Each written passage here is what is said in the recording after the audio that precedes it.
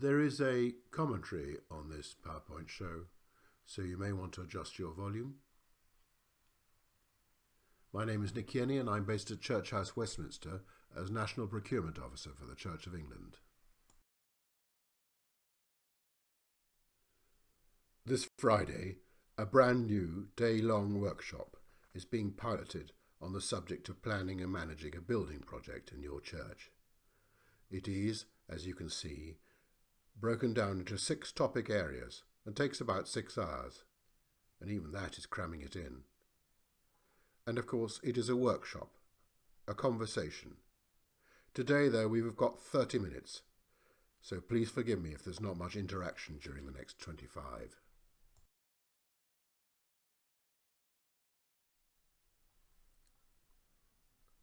What we're going to look at today is a small preview of part of that workshop, just focusing on planning, how to start your plan, how to share it, and planning for that long-awaited day, your opening ceremony.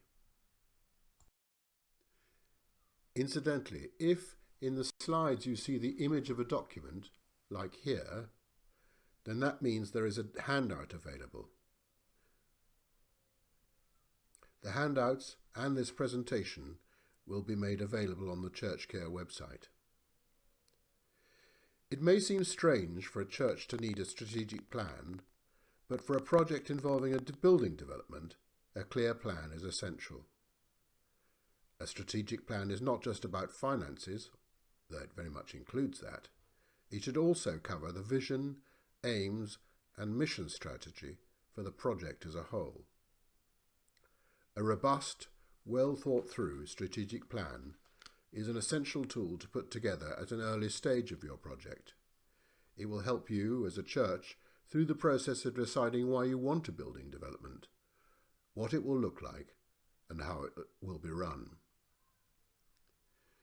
You will also need this in order to attract both internal funding from the church congregation and external funding from trusts and grant bodies, councils, and other donors and funders. One of the early stages in your project is producing a design brief. The basic part of a good brief should fit into a single page, or 2 at the most. Bullet points are helpful. Even though it can be harder to produce a short document than a long one, it is worth doing because it requires some hard choices. Firstly, you're setting down the question. That's the question, not the answer, that you are then asking your design team to answer. You're setting the initial view of why you want to do the project. The second reason this is worth doing well is that it forces you as a church, as a body of people, to think through what you're about together as a worshipping missional community, and a concise document is much more likely to be owned and developed by the whole church. A well-crafted and comprehensive brief helps in assessing whether the design will do the job, the design you're going to get after this process. It can be used later as a sort of questionnaire to test the design. There is a handout of top tips on the process of producing a design brief.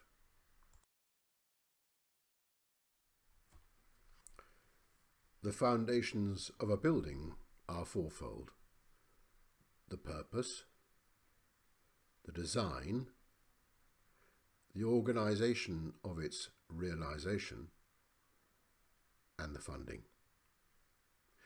In Christ's message to the crowds about the cost of discipleship, we get a striking image.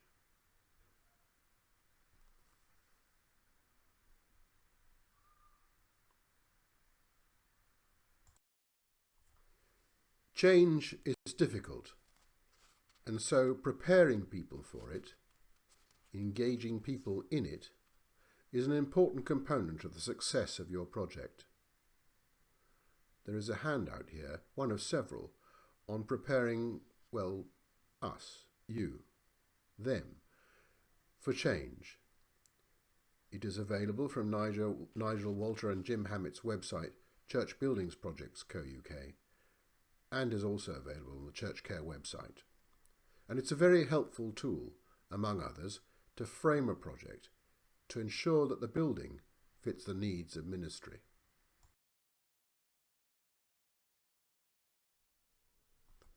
Have a look at the project route map handout. I like this handout.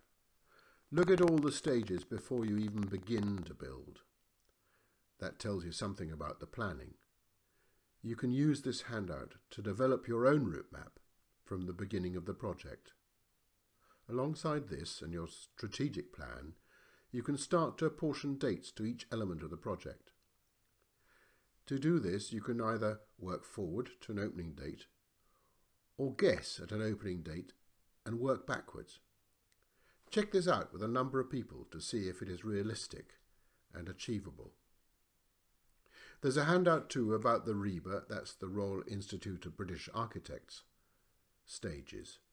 RIBA Stage 2 is important as it means you have to spend a little money, probably with an architect, to have arrived at a concept design, but not a lot of money on the detailed design.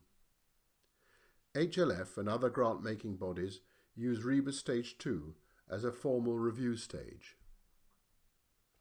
Most building projects go through the same basic stages. It is really helpful if both the leadership and the rest of your church understands how these different stages fit together.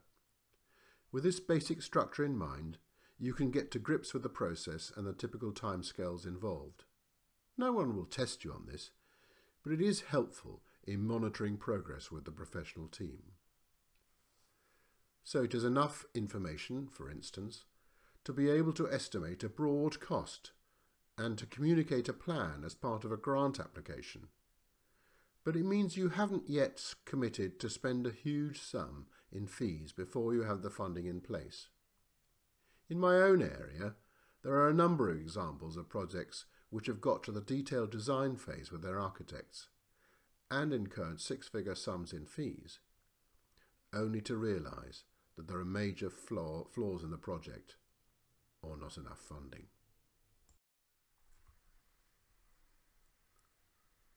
Have a look at the project route map handout. I like this handout. Look at all the stages before you begin to build. That tells you something about the planning. You can use this handout to develop your own route map from the beginning of the project. Alongside this and your strategic plan, you can start to apportion dates to each element of the project. To do this, you can either work forward to an opening date or start with your guess of an opening date and work backwards. Check out the timings with a number of people to see if it is realistic and achievable. There's a handout too, in fact there are two of them, about the RIBA, that's the Royal Institute of British Architects, stages. RIBA Stage 2 is important, as it means you've spent a little money, probably with an architect, to have arrived at a concept design, but not a lot of money on the detail design. HLF and other grant-making bodies use RIBA Stage 2 as a formal review stage, so it's quite important. One of the ways of representing a plan is using a Gantt chart. A Gantt chart is a very easy thing to understand. All it contains is a list of tasks, how long each task takes, what order things have to happen in, and what resources, people, money, you need.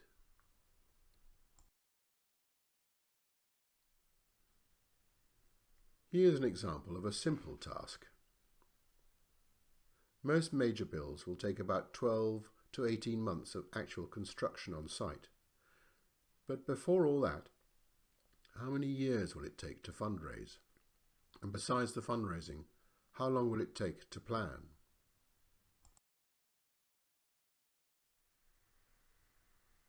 A good approach is to develop timelines for the following areas and put them together into a Gantt chart. The actual build on site, land acquisition if there is any, site surveys, planning permissions, legal checks, the different RIBA stages, see the section on the construction process, fundraising landmarks, communications landmarks with your stakeholders. There are almost certainly two levels of planning. A top-level one to cover the important stages of planning and fundraising, spending money on high-level designs, getting faculties, detailed design, building and opening. And then a detailed one to cover all the activities, including the building itself. You may not have the skills within your church, so you may have to find a project manager. There is lots of software available for producing presentable timelines, or alternatively, you can use the simple Excel Gantt chart download, available from ChurchCare and from churchbuildingprojects.co.uk, which gives you a suggested way of structuring a project into tasks. This is one of the handouts you've got in a printed version. Aside from assigning realistic time to the right tasks, the other essential is that you understand and account for the interconnectedness of the different elements. That simply means that sometimes a task cannot start until a previous one is finished. An obvious one is you can't put the roof on before you've built the walls, generally speaking. Timelines are never set in stone. Be prepared for them to flex and change. Be aware that as the project proceeds, the implications of change on other tasks can become increasingly significant and therefore costly, whether in terms of time or money.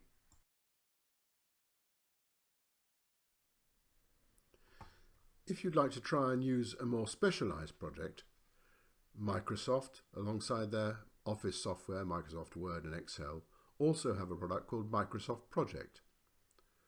It's available for your church at £59.67 from Parish Buying. It costs £375 on Amazon, incidentally. A short video is available. You can see the URL here. It claims to teach you the essentials of the project software in 16 minutes.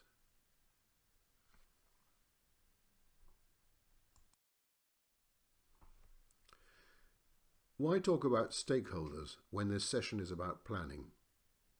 Well, they're all potential partners in the work you're engaged in. They are all people or organisations which may have a say in your project, be potential partners, or funders, or customers, or volunteers.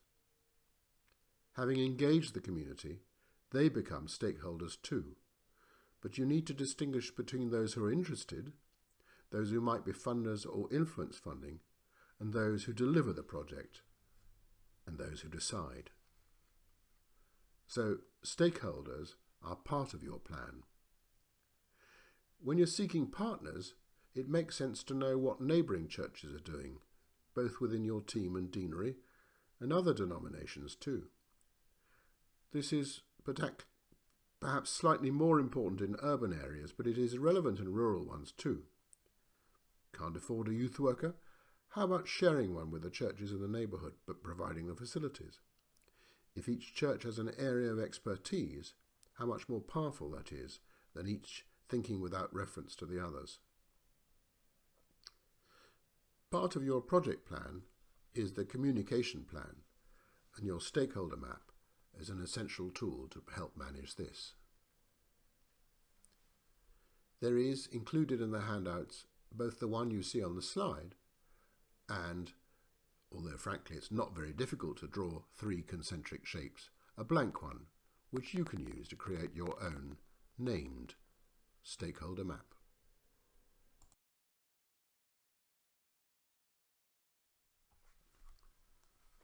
Getting the right group of people on your church building group or committee is crucial to the success of the project. Perhaps an ideal number is between 5 and 8 people, and this might include someone who's paid to be an employer's agent once you've engaged an architect.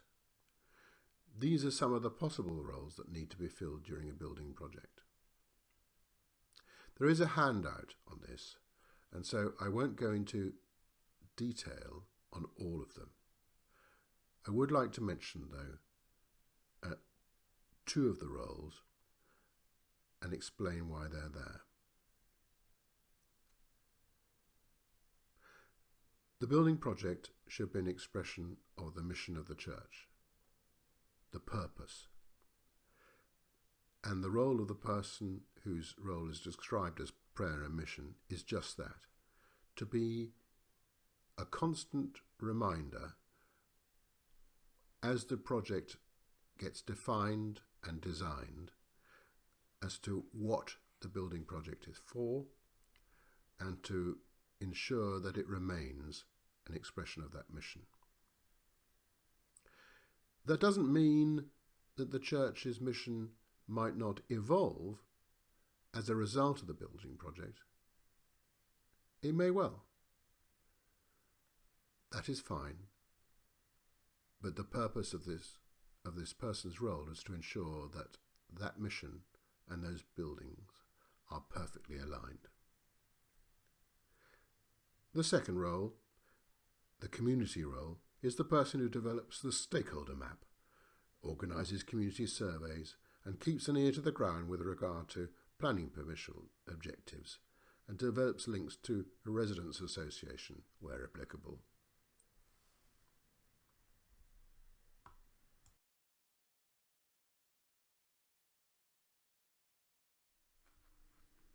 We've talked about the need to plan. Well, there needs to be a keeper of the plan who creates it and keeps it up to date during the entire life of the project. There is a health and safety role too, not just for the building site, although that's important, but also a broader role in the design. And finally, to ensure that communications don't get confused, there is a need for there to be a single point of contact between the church and the professionals retained for the task. Of course, these are roles, not people. For smaller projects, one person may fulfill several roles.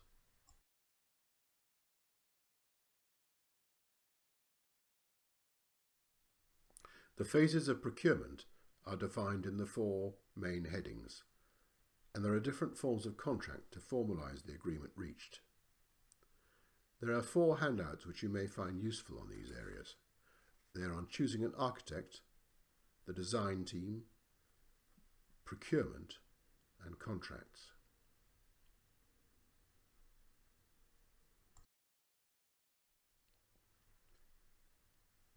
Having established your stakeholder map, you then need to ensure that each group of people on the map get the right amount of timely project information that is relevant to them. As we've seen, a key role on your building group is to oversee communications both internally within your church family and externally to the various stakeholders. Add the key moments of communication needed to the Gantt chart, identifying the messages and the audiences for each. Remember the old adage, say it 5 times in 5 different ways and people might remember it. Develop different ways of communication. A handout suggests some ideas for putting together a communication plan.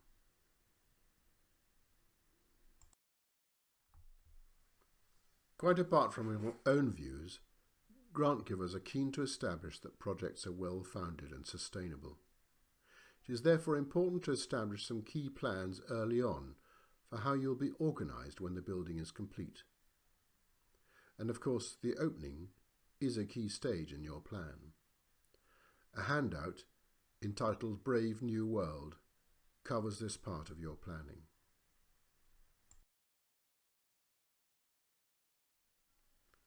It is not uncommon for there to be insufficient thought given to the operation and maintenance of buildings.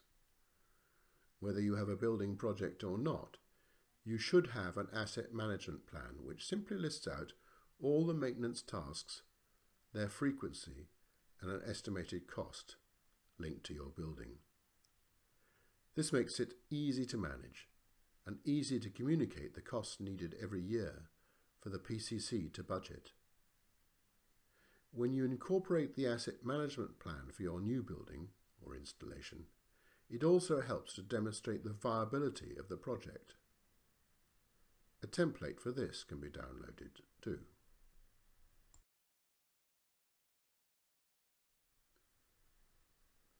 This isn't a section to scare you.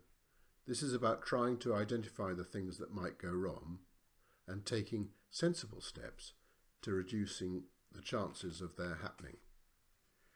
It is not about eliminating risk. Who, after all, really wants to wear a belt and braces?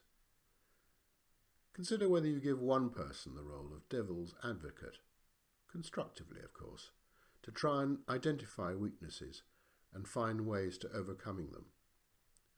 There's a handout available on risk management. You may find useful this schematic representation of the faculty and planning processes, which has been reviewed by my colleagues in Church Care. There is excellent guidance on this area on the Church Care website, and of course your DAC is there to help you.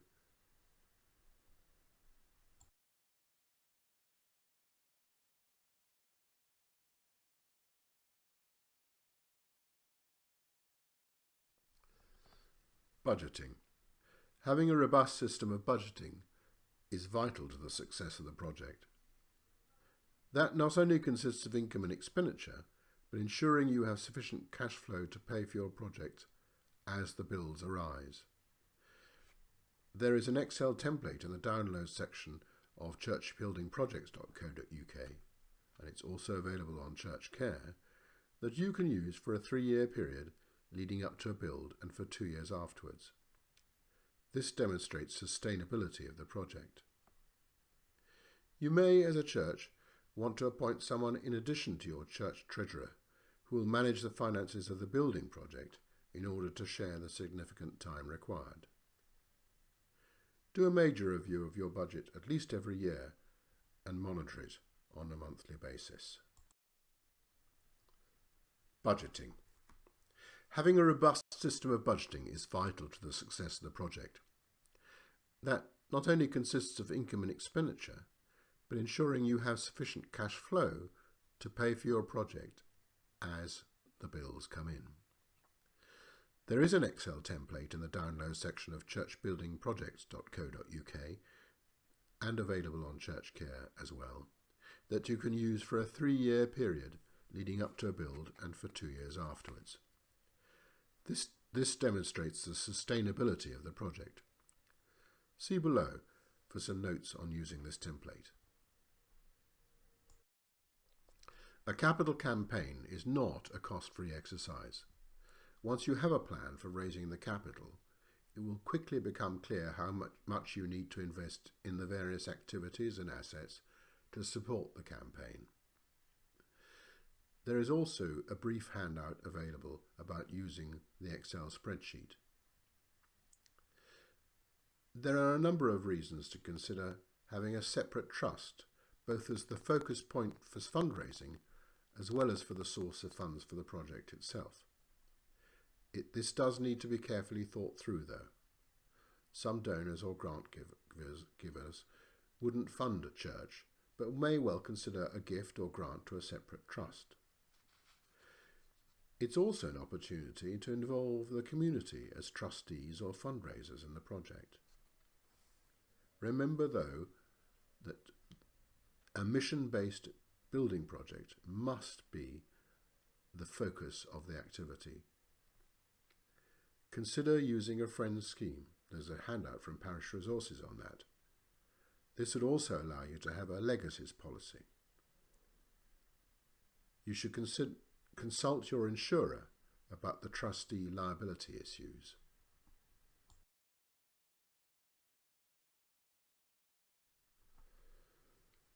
So that concludes this rather condensed presentation. I would like to express my thanks to those who've helped me prepare this material, and in particular to Nigel Walter and Jim Hammett for their generous permission to use the material from their excellent website and for the material used from the book co-authored by Nigel Walter and Andrew Mottram. The book is called Buildings for Mission, as an excellent source of sensible advice.